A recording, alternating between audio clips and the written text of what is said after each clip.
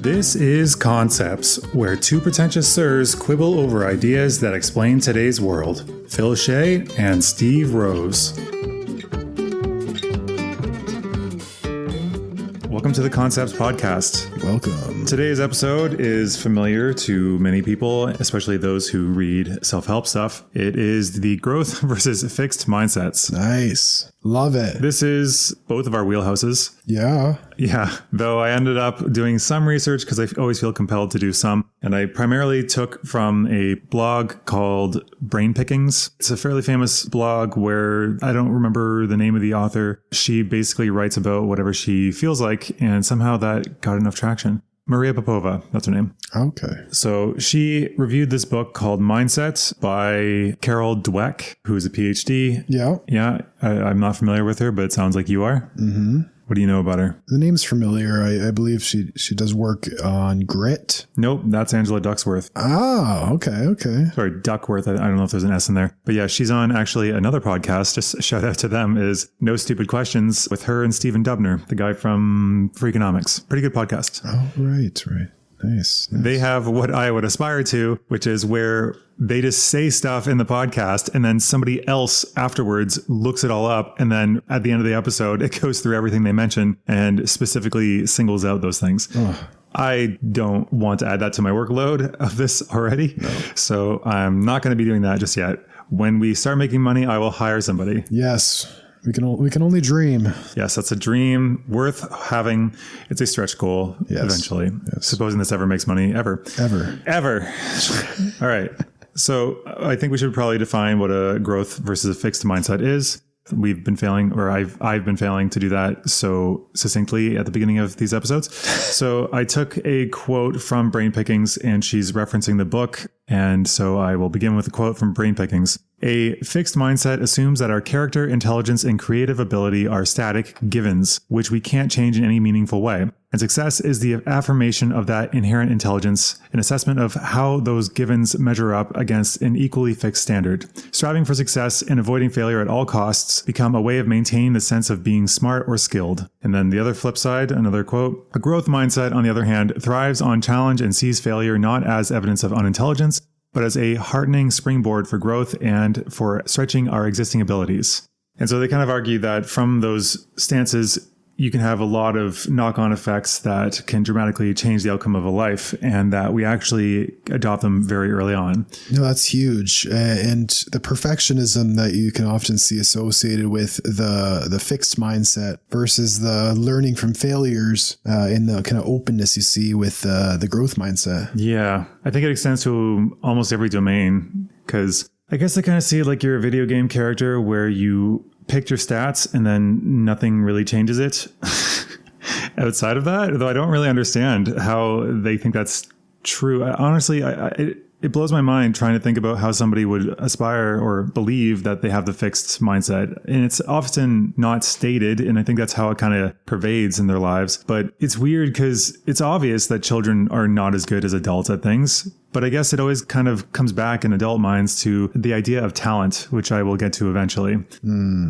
Yes. But first, I have a couple more quotes that I thought might be interesting to discuss. So this is a quote from Dweck, the book directly. Quote, "It can determine whether you become the person you want to be and whether you accomplish the things you value. Believing that your qualities are carved in stone, the fixed mindset, creates an urgency to prove yourself over and over. If you have only a certain amount of intelligence, a certain personality, and a certain moral character, well, then you'd better prove that you have a healthy dose of them." End quote. I should probably don't close my quotes enough. Everything to me seems to boil down to, am I a winner or am I a loser? Yeah, like the black and white thinking there. Yeah, exactly. As you and I know, but maybe the audience doesn't. Black and white thinking is, although this is actually kind of a black and white thought, is almost universally bad.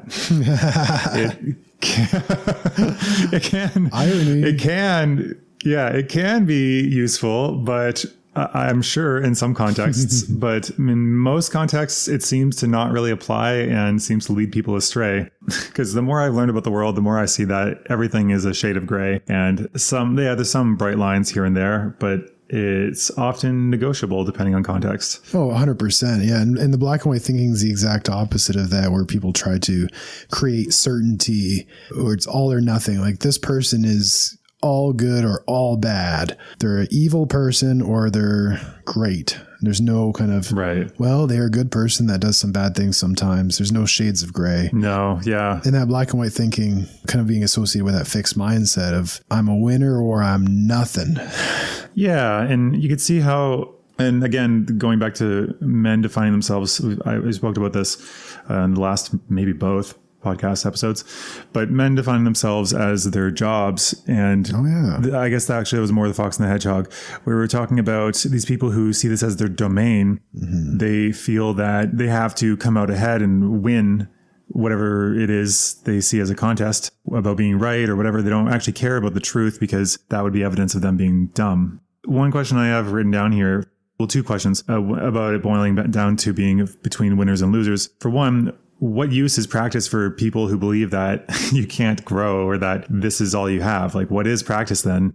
But then that one I didn't really want to dwell on. I guess obviously the answer is not very useful. Ooh. But the question I wanted to explore was, what is a loser? Do losers exist? What do you think? What is a loser? Like somebody calling themselves a loser? Like, I'm a loser? Well, I guess, yeah. Like what, besides like the obvious, like they always lose, but I don't even think that fits, honestly. Like in real life, if we think about things more nuanced, like what is a loser actually? Does a loser actually exist? Can you be a loser? Mm-hmm. And if so, what would that even look like? Well, it's interesting that you're using the phrase as kind of an identity, like I am a loser. I would tend to rephrase it as I have lost frequently recently.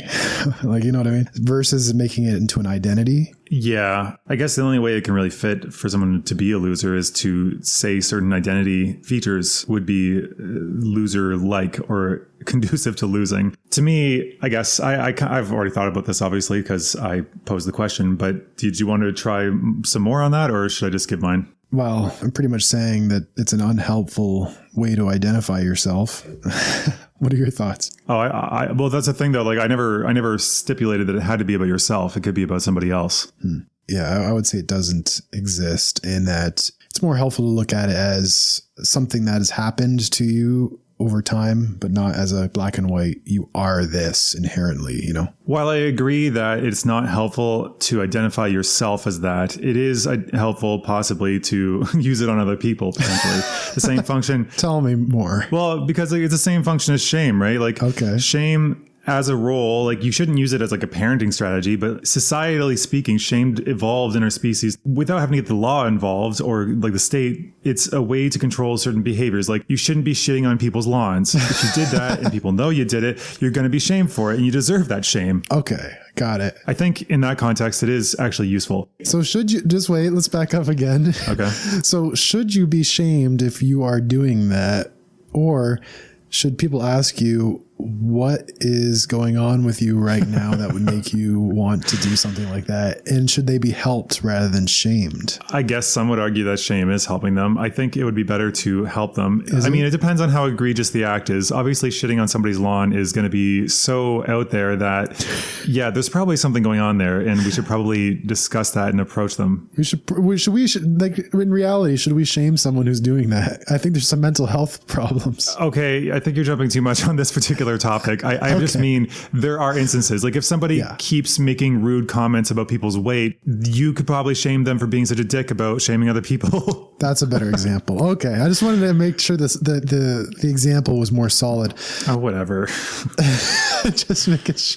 Okay, so anyway, back to the question, because I don't know how much time you actually have today, given that you were late again. An hour. I'm leaving that in. I've been editing it out so far. Okay, so for me, if a loser exists at all, to me, a loser is somebody who refuses to try to change what they're doing, to strive for what they want, and to accept defeat. But that last point, especially within reason, because some battles are just a waste of time and energy. So I think generally not being willing to adapt, I guess also while simultaneously complaining about it or expressing desire to change and not being willing to put the effort in. But that could actually, ironically, be more of a fixed mindset thing because those people think that they can't escape that. I guess it's not working for them, but they're unwilling to change in any regard. Even if it were easy, those people are losers to me. But again, I'm going to say that they don't have to perpetually be a loser. They are currently They don't a loser. But if they were to change these things, like Yes. note that if they were to change and to start trying or to start striving for what they want, or to maybe approach things in a more creative way and not give up. Giving up, that's basically what a loser is to me. Like, you have a goal in mind, you tried a little bit, but then you just decide, oh, sour grapes, like, oh, that's not worth it anyway, kind of thing. That to me is a loser. Got it. Okay, so and then you're using the word loser to kind of illustrate the extreme extent of this fixed mindset. Is that correct? Yeah, I think so. I would say so. Okay. Let's stay on the loser example again as an extreme example. Let's bring in some compassion again, like the lawn feces individual. Someone who's hopeless and who's gotten to a place of giving up. Could there be some, I guess, underlying mental health situation there where they have tried and things have got so tough that they are at a state of hopelessness, almost like suicide? And would that loser label then be necessary even in that situation? I think you're far too primed by your profession to see this as what I'm saying. Yes, obviously in that case, they might have something going on, but I'm talking about, have you ever met like just a really stubborn asshole, like a really stubborn person who will not explain anything. They will not take any other person's input. They just say, this is how it is. Nope, can't do it. Yeah. Okay. Maybe there's some mental health going on there, but the thing is, if they function normally, it would be not otherwise specified. It would not be something that would actually show up on any real tests. So you could still be compassionate. I don't think where I might be going wrong here is that if you say loser, it's not a helpful term.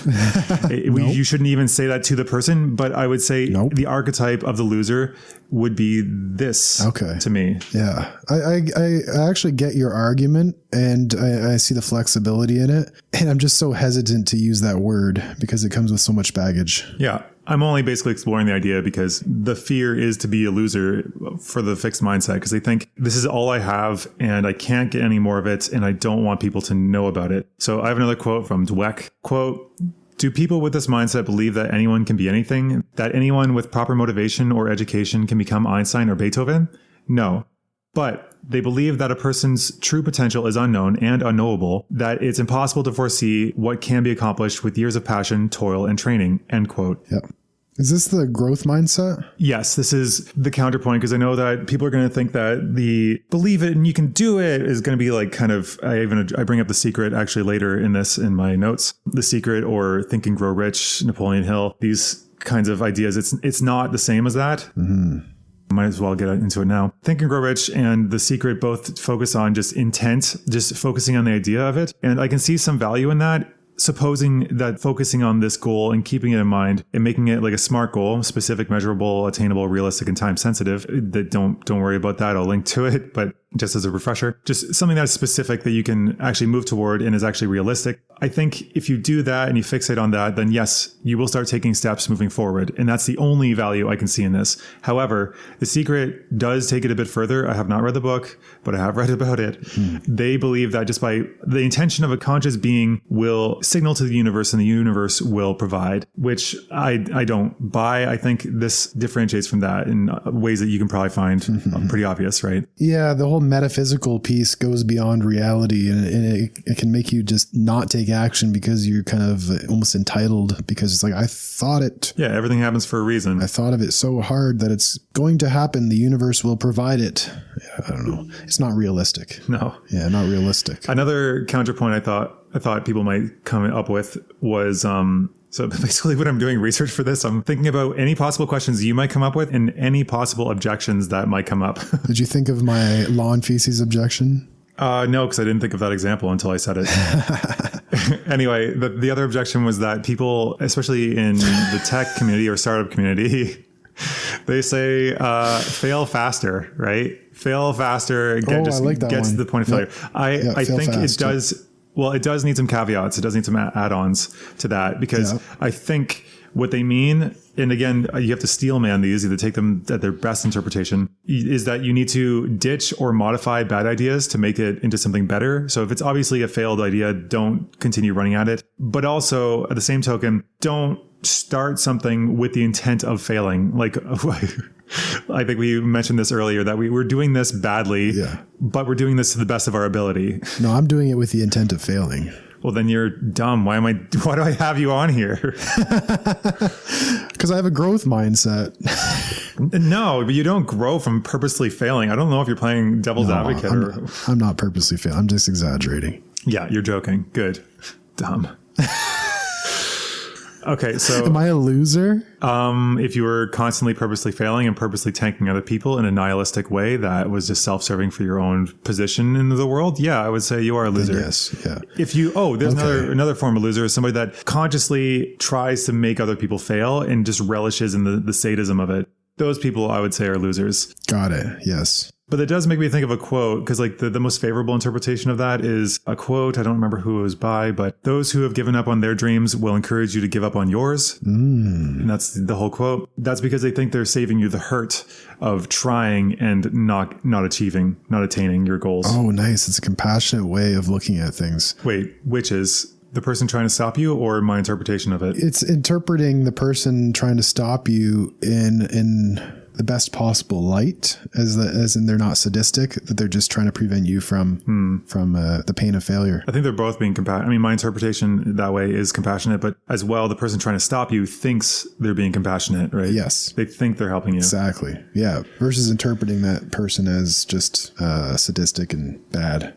They're just naysayers, but I mean, sometimes they are. Like actually, it does talk about how one of the dichotomies was that for the success of others, people with a fixed mindset will feel threatened by the success of others, while others find lessons and inspiration from the success of others. This might be conflating two concepts, though, because like whether you think the pie is limited or if the pie can get bigger and more people can have some of it, that might not have to do with necessarily with growth versus fixed mindset. But you can see how it might come from a fixed mindset, since they don't think that value can be created and we can't grow. So maybe that extends past the individual. Right. Yeah. So growth mindsets are what we should be striving for. Fixed mindsets are what generally keep us stuck or, feeling bad about ourselves if we don't succeed. So what are some practical strategies that we could use to get ourselves out of these fixed mindsets? I will get to that. Okay. I can't wait. I need to know. I know you're chomping at the bit. Champing at the bit? Yeah. Well, actually, one thing that I found interesting was there was an experiment, and this leads into what we can do with children, at least. Okay. There was an experiment where they got kids to solve a puzzle. It was a fairly easy puzzle. Then they praised them based on two factors. One, they said, you tried really hard at that. And the other one, they said, wow, you're really smart. So the difference is one is an inherent trait, you're smart. And the other one is something that can be changed based on effort. Okay, you tried really hard at that. And so then after that, they asked them whether they wanted to try the original puzzle again, a simple puzzle that they got already on the first try, basically, or if they wanted to try a more challenging puzzle. I'm assuming you can guess where this is going. Yeah, I think I've heard a very similar experiment in terms of you praise them for inherently being good at the puzzle. It's more of instilling a fixed mindset versus praising their effort. You're encouraging a growth mindset, and the ones who got the praise for their effort versus their inherent skill, I'm assuming likely did better in the long term, correct? I believe so, but I think that's like the entire thesis of the book. It makes me think, though, of times when people have called me smart or competent in some way and then immediately doing something stupid in front of them. I've done that a bunch of times. I remember in China, I was just starting teaching there, and my Chinese co-teacher had said that she heard that I was 聪明, which I was like, what? Which 聪明 means smart. So she just said, oh, I heard you're very smart and that you're studying Chinese. And then I'm like, huh? I have no idea what she just said. And that's like a really basic word that I should have known.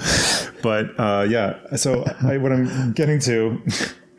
What I'm getting to with this is like, if somebody calls you smart, you don't want to shatter that belief. Oh, this person thinks I'm smart. Okay, well, I don't want to continue trying in front of them. I don't want to continue opening myself up to potentially looking like an idiot. So I'm just going to stop. And you have to walk on eggshells around that person. So I see where the compliments based on someone's inherent ability, like you are inherently good or smart or whatever at this thing, it sets you up in a perfectionistic mindset where it's like, oh no, they think this of me. Now I have to preserve it. And you get in a very self-preservation mindset versus being willing to mess up and fail and try different things. For sure. And I think now that I think about it, that in that moment, I didn't really care that much. I did feel a little bit embarrassed about it. Yeah, it seems like that would be a huge thing because you're trying to preserve your ego in that moment. And ego preservation, I think that's a really key piece of all this. Is a fixed mindset is really built around an ego and the preservation of that ego. Good humor. What's that? Like having a good humor about yourself, not taking yourself too seriously. Right. And that would be the growth mindset, which is the opposite of that self-preservation of the ego.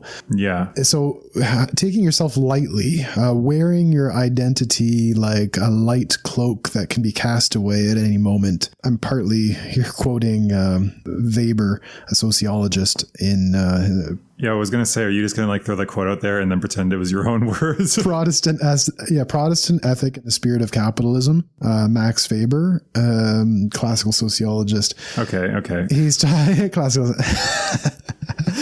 But he uses that to talk about keep wearing your possessions lightly. And that's the kind of Protestant ethic of not really being identified with your possessions, but building God's kingdom on earth. But I'm applying this to your identity category. Like you can fill up, it's like filling up a bag full of labels, which is like your ego. And you're trying to preserve that bag of labels with people who are trying to like snatch it from you. And you're like, no. And you're like a very miserly person with your money bags of identity labels.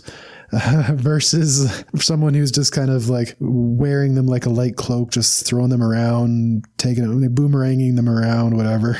Kind of seeing them as bouncy balls they can play with and toss away if they need to. Yeah. Bouncing a ball around. Yeah. Versus like the money bag, something more durable. The money bags. Whereas money bags you're talking about, it seems like he's got a bunch of glass in that bag. Yeah, don't take my money bags. Versus this kind of playful approach to the identity category.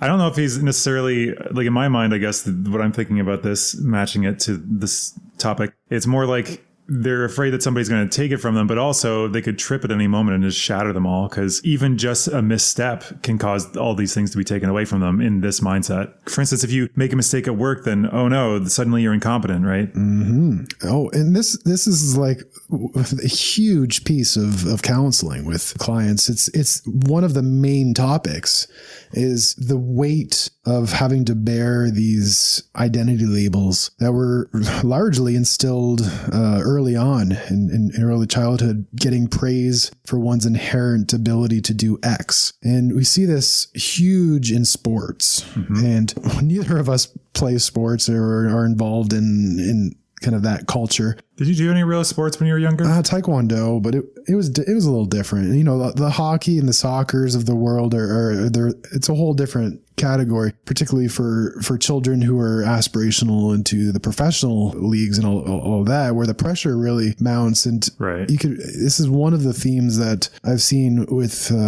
it's huge with professional sports, is instilling these types of rigid social comparison oriented identity categories, which act almost as like this iron cage, not to quote Max Weber again, the iron cage of identity versus the light cloak identity, you know? So they're trapped in it. Trapped.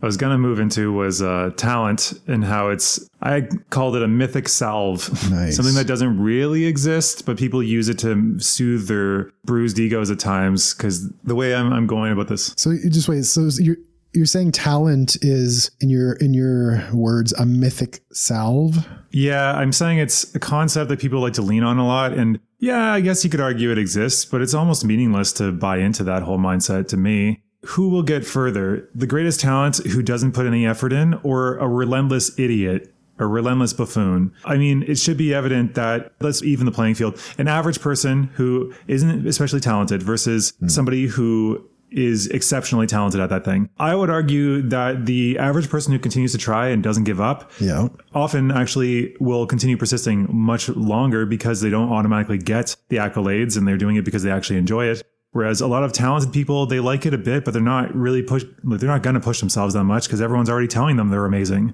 That goes to like the whole the good is the enemy of the great concept. At least one interpretation of it.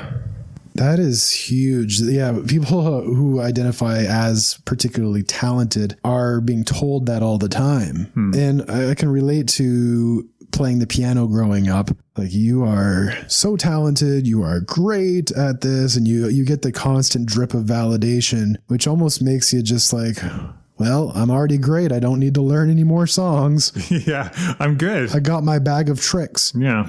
This is impressive to people. Yeah, I got a bag of tricks that are pretty impressive, but I kind of didn't go beyond the, 4 or 5 different songs that I got really good at. So that almost instilled a fixed mentality where I was done. Take it out of the oven. He's done, Yeah, all finished. Nowhere to go from here. No finished. He's talented and he's finished. And I just pull out my bag of tricks. My miserly bag of tricks. Yeah. Don't steal my songs. Nobody else can learn these songs. And then I would get my validation and then not really practice much of the time. Right. So this makes me think of the next quote. To the fixed mindset, quote, effort is a bad thing. It, like failure, means you're not smart or talented. If you were, you wouldn't need effort. In the other world, effort is what makes you smart or talented, end quote. So the first world being fixed mindset and the other world being the growth mindset, where they see basically in the growth mindset, failure is a setback, while in the static mindset, it's just a mar on your reputation, just proof that you are not good in that way. And actually, in some weird way, that some people in the fixed mindset believe that even putting in effort to fix something is actually showing your hand. You're showing other people that you're weak in this area and you could be attacked there.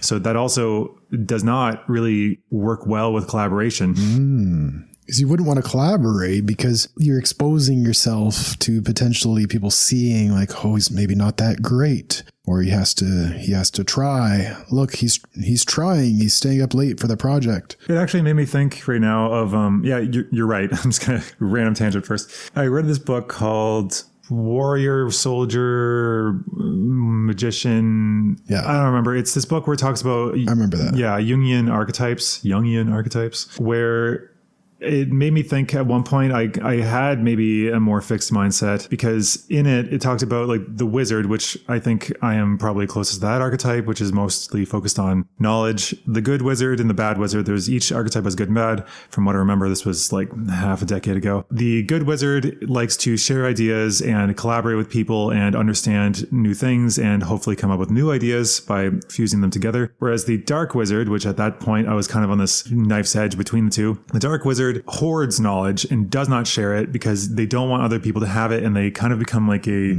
information broker. They have key information and maybe they'll sell you like a tiny tidbit, but they still won't give you the whole picture because they feel like it helps them. Yes. And I feel like this kind of plays into that, because if you're afraid of people knowing more or getting an edge, and if the pie is only so big and you want to get the biggest slice, this would be a great way to do that.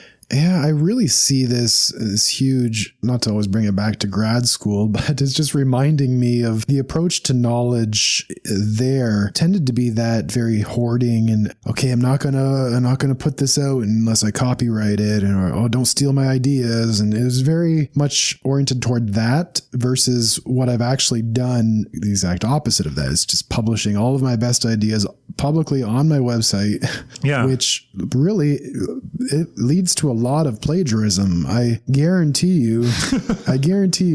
Even your students. Yeah, that story. You have to tell it. It turns out. But if you can you do it without stripping it down? Yeah, okay. It was a while ago. When I was teaching at Eastern Michigan University, I had the students do a short little paper on a sociological concept. And this particular person decided to do it on, I think, Durkheim's view of happiness, which if you type that into Google, Durkheim's view of happiness, you get my article as the top one. So the student actually copied my website article and submitted a big chunk of it plagiarized. And as I was reading through it, it became very apparent that this was directly from my website, in which case I gave the feedback. plagiarism from here, my website, and didn't hear anything else from that, but yes. No. I do remember more to the story. You told them if they had a problem with the 0 you gave them, that they should go to a particular office. And then later she was asking you, I think at a different class, what time that office was open. And you said, no, don't go there. She got mad at you because you had told her to basically turn herself in for plagiarism, which would get her in serious trouble. And you had given her just a slap on the wrist. And she was like, well, why would you tell me to do that? Oh, this was a different situation of plagiarism where I gave her a little slap on the wrist, and then she was like, where do I grieve this? And I'm like, well, this office, which is the office that would likely kick you out of the university if they found out you did it. So yeah, the student would be turning themselves in if they went to that office. Yeah. The book I was thinking of is King, Warrior, Magician, Lover by Robert Moore. Okay. Well, I'm glad you specified that. Yeah, I know. Everyone needs to know this. So if I had a fixed mindset, I wouldn't be publishing my ideas publicly. Right. But I have a growth mindset. Therefore, I get plagiarized. Yeah. And what's the benefit of this growth mindset? Because now people can plagiarize me. This is not good. Are you asking, or are you gonna argue it? I'm playing devil's advocate on myself. I'm like, what really are the benefits here? Now I'm just getting plagiarized. So what would you argue in favor of this situation? Oh, frankly, I think most people are too lazy, and yeah, you might get plagiarized. But the thing is, I find that the more I put my ideas out there, whether it's a startup thing or I don't know, a blog or a story. Yeah, somebody might take it, but frankly, most people are kind of lazy. I remember my one roommate who was also in the startup community and more of a tech guy, also named Phil, funny enough.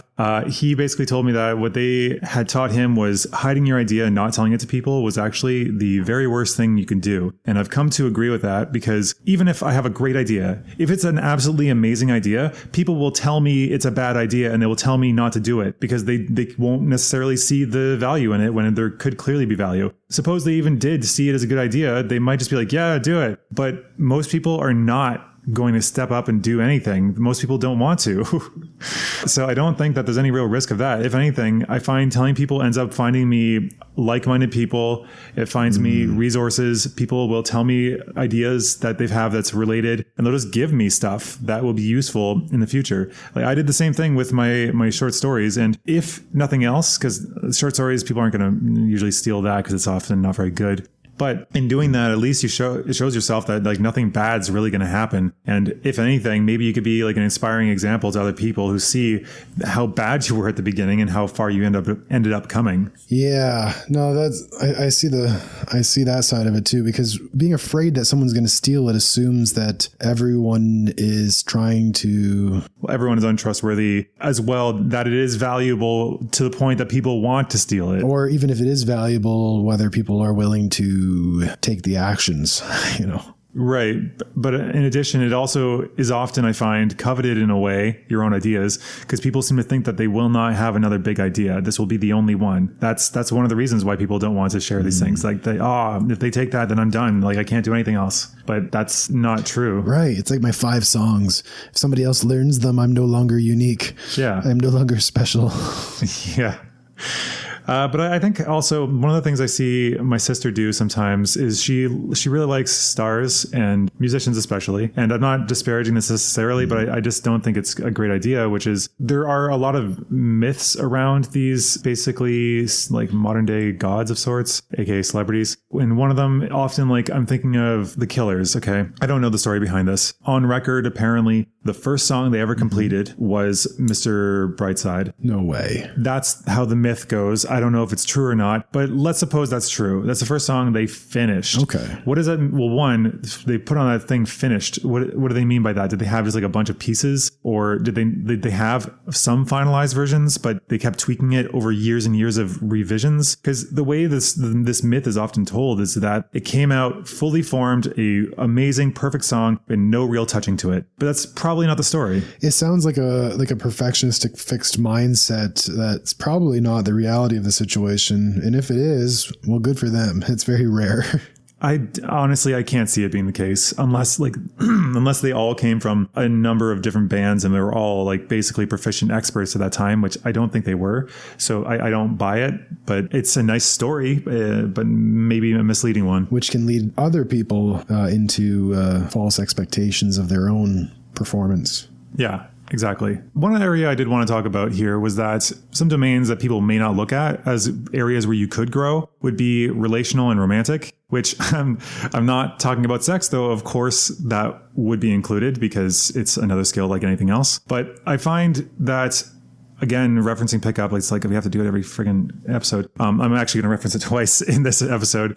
I do find that from me, dating and going out was more of a explorative process where I ended up connecting with a lot of people and understanding more what they went through. Because like obviously women's struggles are different than men's struggles. So being able to connect and talk to them about that ended up giving me a lot broader of a perspective on life and how things work, at least in this society. And it actually, I randomly was starting looking in more into like the dark side of the whole, apparently it's called the seduction community, which I never really called it. If you go past that, where you go into like the mutant territory and everything goes really, again, straight black and white, you can lead to the incels, these infamous incels. Yes. So I learned a little bit about them from a YouTuber called ContraPoints, who is apparently a massive YouTuber. So maybe you'll have heard of her. I know I've sent some videos to. Yeah. But in this particular one, apparently incels themselves have they have a bunch of core tenet beliefs. Apparently they really fixate on bone structure, and whether you have that masculine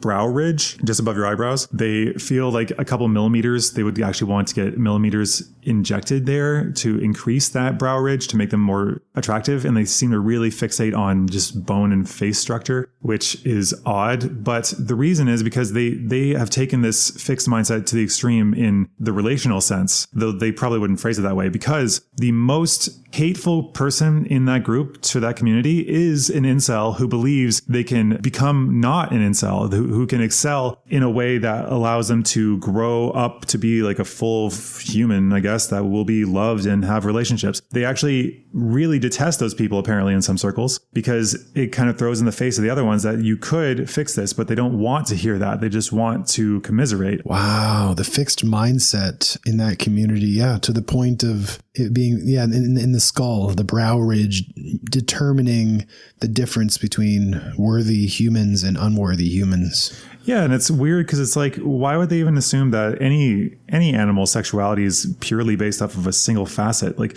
no species is going to survive very long if it's just like single facets. Like, everything is multifaceted, especially in this. How do they explain ugly guys getting women? I guess they always just say they're rich, but that's dumb. It's silly, and they could fix their problems if they were to accept that they could fix them. But this is, I guess, maybe I would say they're losers in that way because they refuse to acknowledge that they can improve. Okay. But again, it's not helpful, and they really, we as a society need to fix that whole thing because, that's not a good domain for either sex. Yeah, using the word loser in that context would get a lot of sympathy broadly in the public. Yeah. Because that's generally the view of it. Those people that go out and shoot out public areas or drive the car onto the sidewalks from the incel community. Yeah. I think you wouldn't get much pushback if you were to use the word loser there. Now back to my compassionate perspective.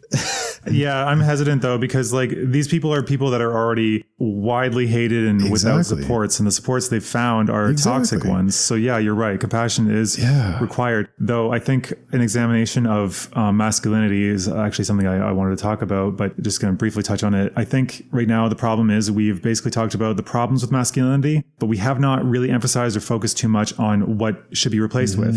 Like, we can't have a vacuum. You can't say, don't think about this, don't think about that. Yeah. You have to replace it with an idea or something to aim for. And so far, it seems like we figured out, toxic masculinity, the patriarchy. Yet we have not heavily impressed or had too many works that have pushed people towards actual positive masculinity. Yeah. Though, I mean, they're trying, I guess. Yeah. So instead of the advice of just don't be an incel loser, It's more of a, what do you do then? And is it fair to kick someone when they're down, when someone's in that dark space of contemplating that? It's like addiction. Exactly. And we can even apply this to situations where someone's going out to commit murder. I would take this approach to that even extreme. And you might argue, well, even at the most extreme, the person is psychopathic and they can't change. There's some argument that psychopathy cannot be changed, but why not try?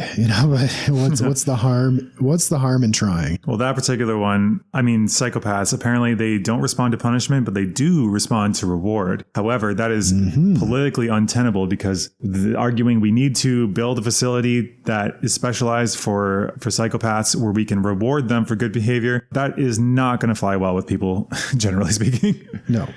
So back to like the incel example, it's like the extreme end of a fixed mindset, really an extreme example of it.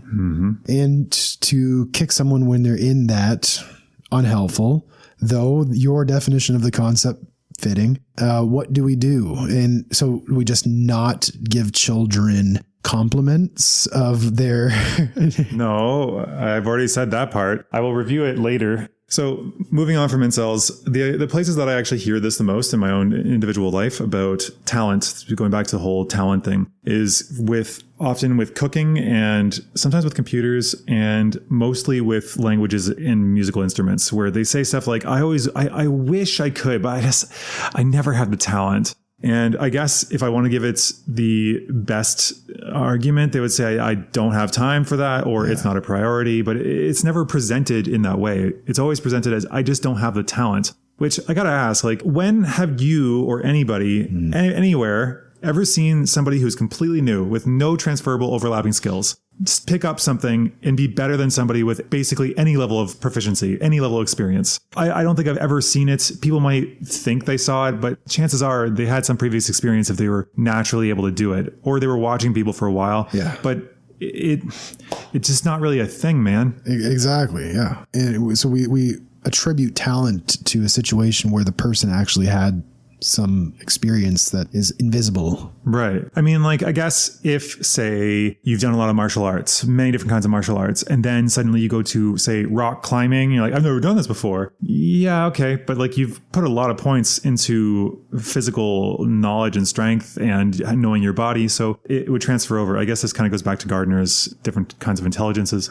I think that's where my skill in dancing came from, was doing taekwondo, which is doing taekwondo, which is very leg focused for several years. And then however I got to remind you of grade 12 soccer, how if a ball would be coming to be headed, you would try to kick it at the head level, and then it would go between your leg and your head because you misgauged it. So you were not good at soccer, but you're good at dancing.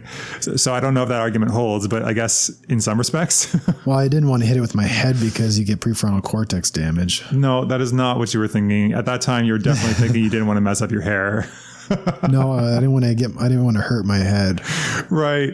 All right. Anyway. So instead I tried to kick it. Yes. Yeah. Well, I guess the difference also, maybe Taekwondo is a lot of kata, which is just the practices, I think, on your own. So maybe the fact that there was no moving target or anything to interact with, you were better at getting into dancing solo. I guess it's not a team sport. So yes, I'm good at non-team sports. Yeah. So we're going to do a post on intelligence at some point.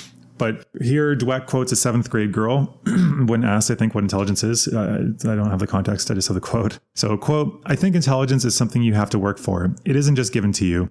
Most kids, if they're not sure of an answer, will not raise their hand to answer the question. But what I usually do is raise my hand, because if I'm wrong, then my mistake will be corrected. Or I will raise my hand and say, how would this be solved? Or I don't get this. Can you help me? Just by doing that, I'm increasing my intelligence. End quote. That's a 7th grader. Ooh. She's really got it, man. That's insightful. Yeah.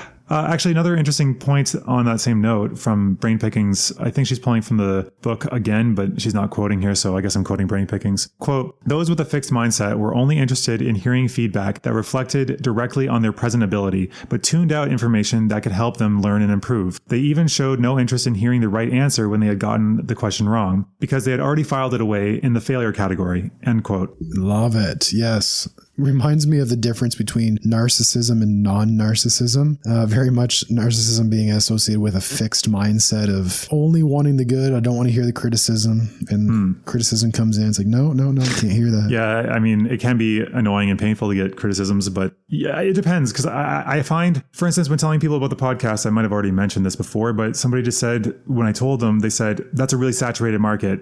That's not helpful. Like constructive criticism, I think, needs to be focused on in particular, because sure, it might be competitive, but like, so should I just not do anything? Should I don't know what I'm supposed to do with that.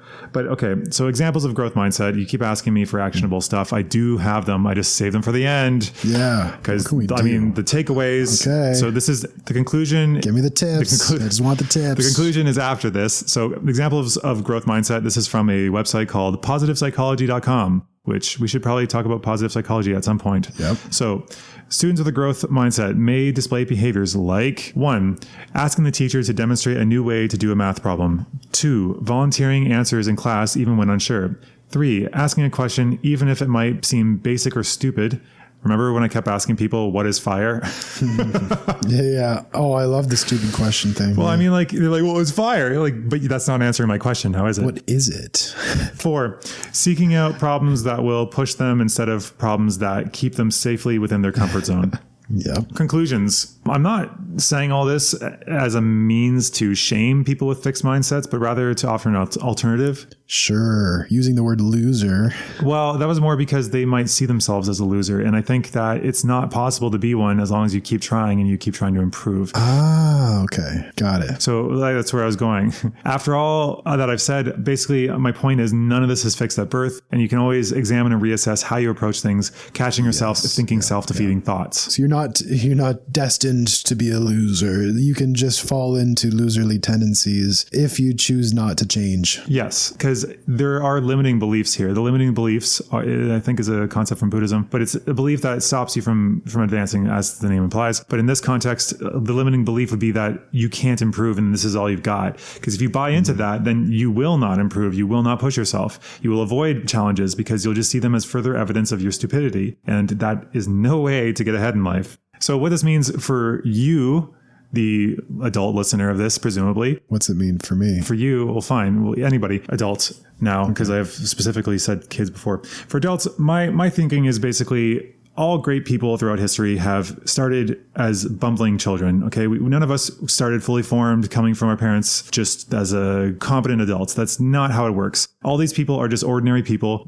often with leg ups. Yes, that's true. And yes, if you're in a bad circumstance, then maybe you won't become an Einstein. However, you can still become a variation of that. You can become a great version of yourself that gets there through hard work and effort. And blaming the circumstances or blaming external things won't help you. And I know that, yeah, we should and could still make things more fair. However, dwelling on that's not going to help us. So bottom line, you could be a great individual that will make your mark on history, supposing you actually continue to push yourself your entire life and don't just rest on your laurels and think that this is all I've got and this is all I can do.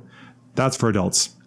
For kids, however, we need to praise effort, not inherent skill. Wow, you're really trying hard at that. Or you were very creative in the way you approach this, or something about the actual things they can control, because they can't control whether they're smarter or not, depending on how you define intelligence. So I think that is important. Praising things within their control versus praising things that are not within their control. Right. Because praising people for their ability will make them actually avoid exposing their shortcomings. Yeah. But according to Dweck, what makes the growth mindset better is that it creates a passion for learning rather than a hunger for approval. Yes. Love that. Passion for learning rather than a hunger for approval.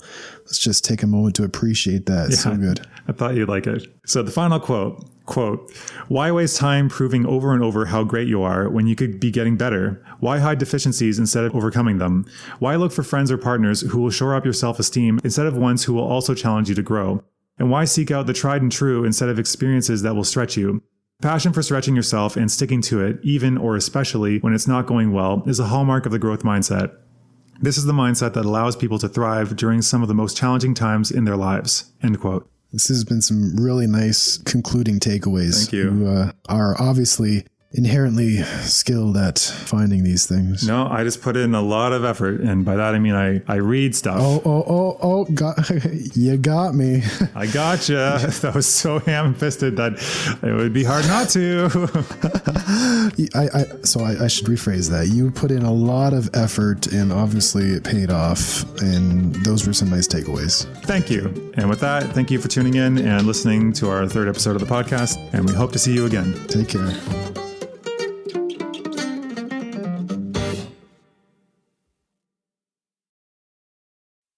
No. I am a loser.